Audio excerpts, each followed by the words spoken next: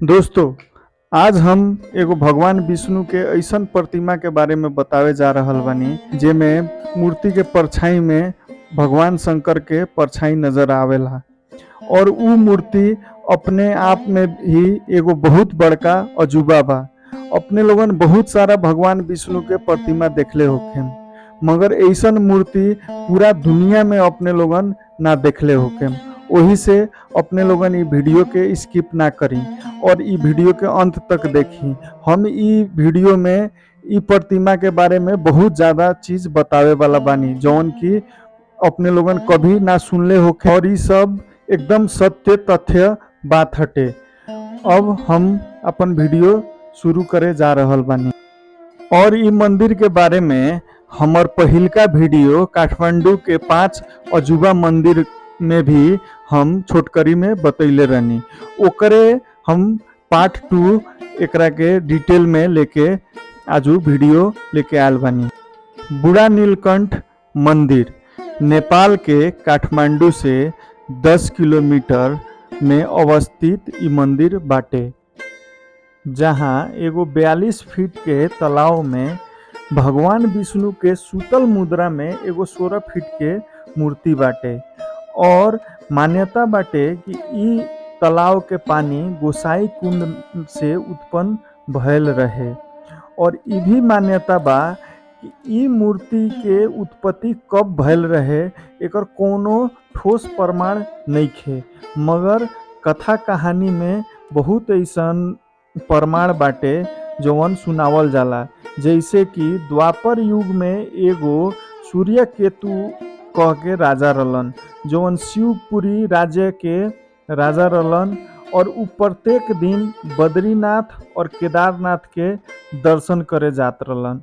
ऐसे ही दिन बीतत गयल और बाद में उ राजा बूढ़ा हो गइलन और बूढ़ा भइला के बाद में उ लास्ट में जब बद्रीनाथ और केदारनाथ गइलन तो प्रार्थना कइलन कि हे भगवान, अब हम अशक्त हो गल बानी और हम अपने के दर्शन करे ना आवे सके, वही से हम अब अपने के इहे प्रतिमा के ध्यान में रख के अपन प्राण त्याग देम।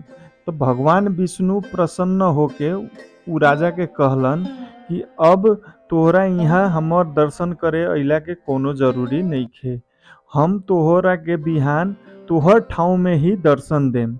और भगवान विष्णु विश्वकर्मा भगवान के निमंत्रणा देलन और कहलन कि एगो शिवपुरी में बहुत बड़ा हमर मूर्ति बना दी कह के। भगवान विश्वकर्मा रात भर में ही शिवपुरी कहल ठाव में भगवान विष्णु के एगो बहुत बड़ा मूर्ति बना देलन और उ मूर्ति के जे भीम रहलन जौन हमियन महाभारत में 5 पांडव के नाम सुनले बनी सन, ओमे के जे भीम रहलन उ ले के वहाँ से और प्राण प्रतिष्ठान करा देलन। ओकरा बाद में भगवान विष्णु उ राजा के सपना में अइलन और कहलन कि बिहान आके हमर दर्शन कर लिह कह के। जब राजा उ आके दर्शन कैलन तो देखलन कि ना ई बद्रीनाथ के रूप बा आ ना केदारनाथ के रूप बा। तो राजा के मन में बहुत ज़्यादा प्रश्न आवे लागल। उहे प्रश्न के निवारण ला उ भगवान विष्णु से बहुत ज़्यादा प्रश्न करे लगलन। ई प्रश्न सब सुन के भगवान विष्णु के बहुत ज़्यादा क्रोध भइल। वही पर भगवान विष्णु उ राजा के श्राप देलन कि कोनो भी राजा अगर हमर दर्शन करत अटे तो ओकर वंश के विनाश हो जाई और ओकर भी विनाश हो जाई। ओकरा बाद में उ प्रतिमा वही जान अवस्थित रह गल। ओकरा बाद में जब द्वापर युग बीतल, जब प्रलय आयल तो काठमांडू उपत्यका पूरा जलमग्न हो गए रहे।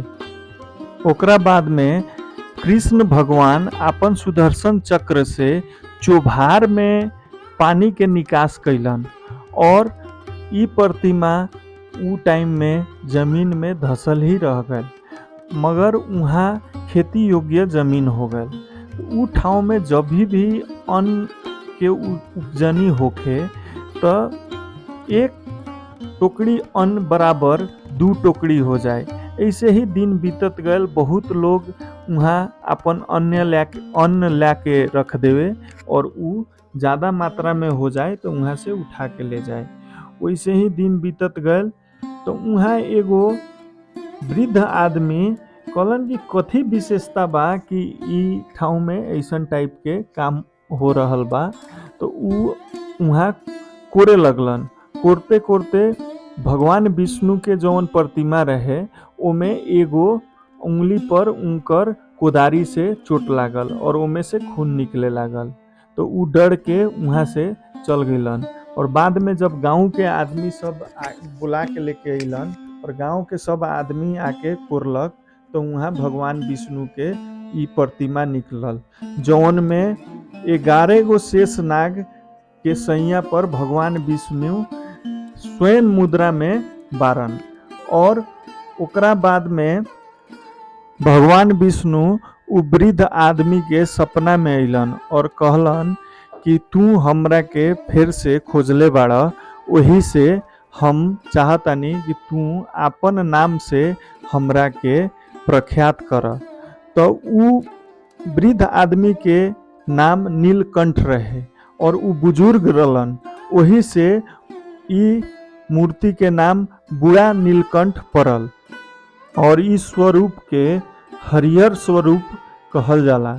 और मान्यता ई बा कि बूढ़ा नीलकंठ के दर्शन कइला से बद्रीनाथ और केदारनाथ के दर्शन के फल प्राप्त होखेला। और हम वीडियो के शुरुआत में अपने लोगन के कहले रहनी है कि दुनिया के अजूबा मंदिर बाटे, काहे कि जौन अवस्था में हमनी सन देखे के मिलेला उहे अवस्था में हमियन पानी में भी देखला पर हूबहू उहे स्वरूप पानी में भी लौकेला, जौन की विज्ञान भी अभी तकले प्रमाणित नखे करे सकल ऐसे काहे होला। और ई कुंड में शिव के छवि देखे के मिलेला और मान्यता ई बा कि कोनो भी देश के राजा ई मूर्ति के दर्शन ना करे के मिली, काहे कि ई मूर्ति के दर्शन करते उ राजा के वंश विनाश हो जाई। वैसे ही नेपाल के वीरेंद्र राजा ई मूर्ति के दर्शन कैले रहलन और उनकर वंश के विनाश हो गल। वही से ई मूर्ति दुनिया में भयल भगवान विष्णु के मूर्ति से अजूबा बा कह के हम वीडियो के शुरुआत में ही कहले रहनी है। अपने लोगन के ऐसे ही रोचक वीडियो के देखे के बा तो हमर चैनल के सब्सक्राइब करी और घंटी वाला बटन दबावे के ना भूली।